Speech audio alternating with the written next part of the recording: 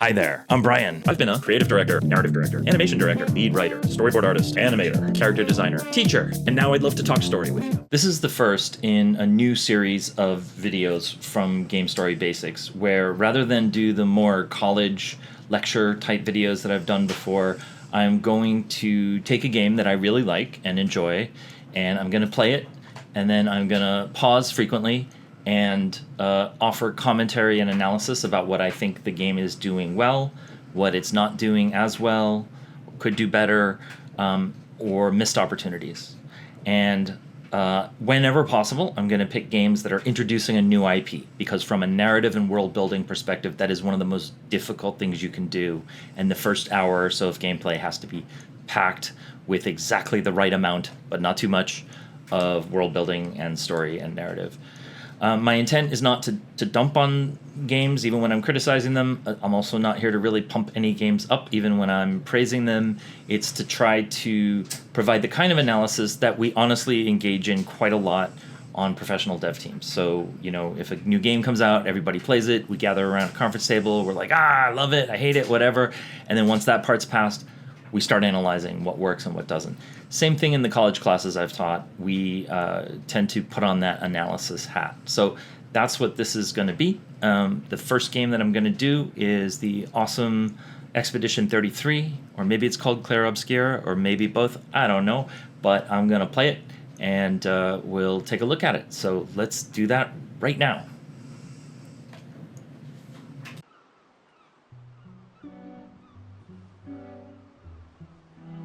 So right off the bat, the music is not the traditional kind of score that you would hear in games. And even there's traditional, and then there's like sort of new and edgy scores that you might have somewhere someone tries to be really different or alternative.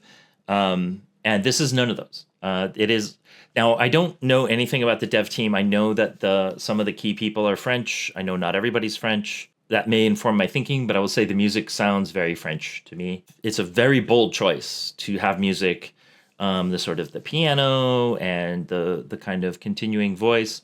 The only other game that I can think of where right away I thought the music was like, wow, this is wildly different, is Persona 5, which was my first Persona game, so I don't know if the previous ones had very different music like that.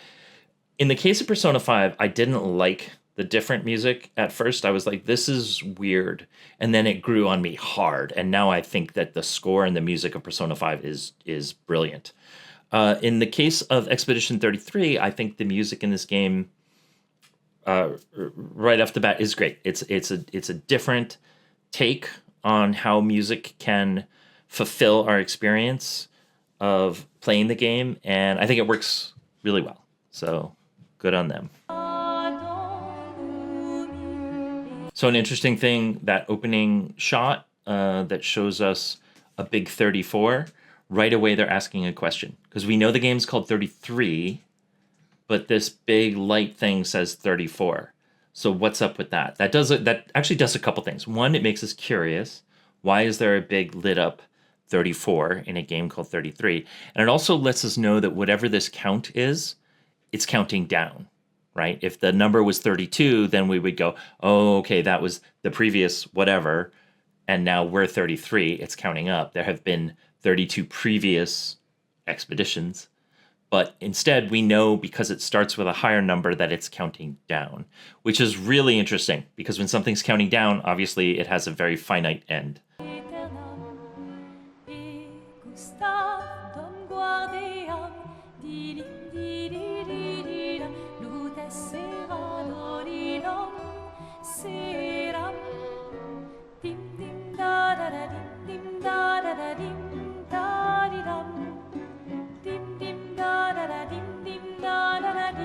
You always want to start with a strong image, but particularly a strong image that establishes something important about relationships, or the world, or something like that. A lot of games go for big action packed bonanza, and nothing wrong with that. I've worked on games that do that, and I think it's a good kick of adrenaline to start. But I think what they're doing here is very smart. It's kind of a strong, iconic image the main character guy is just standing alone, kind of stiffly. That might be the character rig, but it works here. I don't know. Standing alone, staring off at that glowing 34 in the distance. So it's a strong, powerful image, but it also establishes a relationship between him and whatever's out there in the mist on the water. The fact that he is looking at this 34, and there's a pensive quality to it, but we don't know yet exactly what that is. But we know that he's got some strong feelings about this 34, even if we don't know what it is.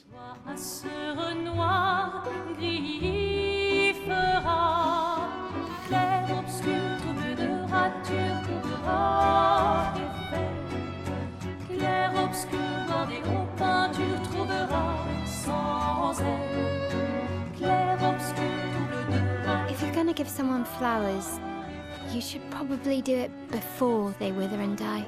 What, the flower? Or Sophie? Ooh, dark. Sophie would approve. Hey, you said it, not me. The others are waiting for you. You're supposed to be helping with the festival. With what? Putting up 3 tables? They'll manage. You underestimate Lumiere's enthusiasm for the expedition. There's at least 5 tables. Marvelous. Have you tried throwing with your other arm instead? If you could hit the paintress directly, that would actually be useful. You know, hobbies don't always have to be useful. I'm enjoying the uselessness of today and readying my usefulness for tomorrow. The facial animations and the overall mocap and character animations are really good. There's parts of the game that are already looking, you can kind of tell like, okay, they were stretched on their art budget or whatever. But I would say honestly the facial animations are really good, and that I think is important. This is a game about characters and relationships and dialogue, and so I feel like again, without knowing, just my instinct watching it is that they made the choice to put their eggs in certain baskets and not in others, and that's a really important part of game development, whether it's indie or AAA or anywhere in between. Is you can't do everything. You can't do everything well. You have to know what to not care about. So this game clearly, I think they may have cut corners in other areas so that they could really focus on facial animations, and I think that was a really smart choice. That's what all the other expeditions said. Hey, you know they gave their lives to lay the trail for us, right? Yeah, I know. Sorry. Yeah.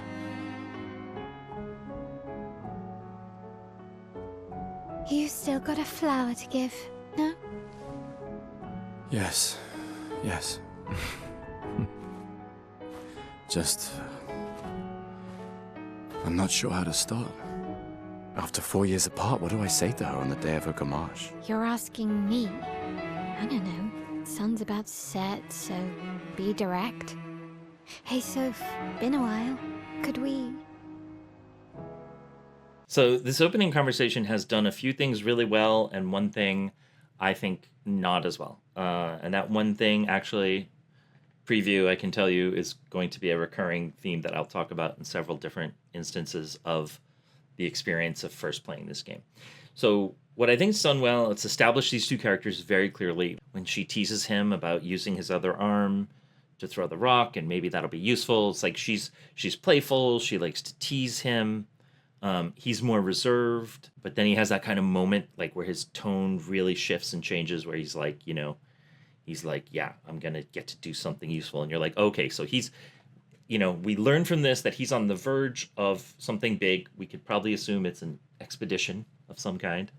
And that he's going to go do something aggressive towards someone, whatever he was just throwing the rocks at. I don't remember if they said paintress yet, but we will learn that. If we didn't learn that here, we learn it soon enough. But so it tells us, okay, he's gonna go do something aggressive, and he's looking forward to it. He wants to do this thing. So I think that's really strong. Again, he is less playful, but he's able to keep up with this girl who's teasing him. The thing, and again, a recurring theme, but the thing that I think is not as strong is they start out by talking about someone else and another person off screen in relation to the flowers, and they don't really explain it. Now, this is a big topic, so I'll try not to cover all of it right now because I will again come back to it over and over again. You don't want to over explain in game development. During development, there's a really sort of insidious desire to explain everything. People play test and they go, I didn't really understand this, and you start to over explain, and that is a real problem, especially when people are playing levels that are only half built with like text to speech voice and all that. And then later when everything comes in, all the final dialogue and the music and everything, and it's crystal clear, but now you've had to over explain from earlier stages, and now the game is dreadfully dull and boring. So you don't want to over explain. It's okay for your players to be a little confused. Early on in a new IP and a brand new game, they're going to be confused no matter what. You can't explain everything. So it's okay to not over explain. And so I'm not really criticizing the game for that, but I think there's a continuing trend early in this game of referencing a lot of off-screen stuff. And so you can go too far the other way where you don't explain enough, or it's not even about explaining. You don't give us something to like latch into, right? Like what I'm seeing right now is there's a playful girl who likes teasing this guy. I don't know if it's her older brother or what their relationship is. But he's gonna do something pretty grim and dark tomorrow, and he's pretty pensive about it, and it's a little bit scary. That's great stuff. But now they're talking about an off-screen person that I don't know who it is, and I don't really know what the thing he's doing tomorrow is yet. So like, I need things to like latch onto, and the thing about him getting ready to do something tomorrow is a thing to latch onto. This other person that I don't know what his relationship is. I'm not sure what the relevance of the flower is. There's too many things up in the air there. It's not that I'm confused. It's that they don't mean anything to me yet. They don't hold any meaning. So you do want to be really careful to roll things out in a way that if you're going to put something in the mix, I don't have to understand it, but I have to be able to latch onto it in some way and find some meaning in it. All right, that's it for this one. There's more Expedition 33 videos on the way. I'm going to talk about a lot more stuff. I know we didn't get very far into the game, but that's kind of the nature of this analysis. So I'm going to talk about stunt casting and several other things next time. I hope you join me. Thanks.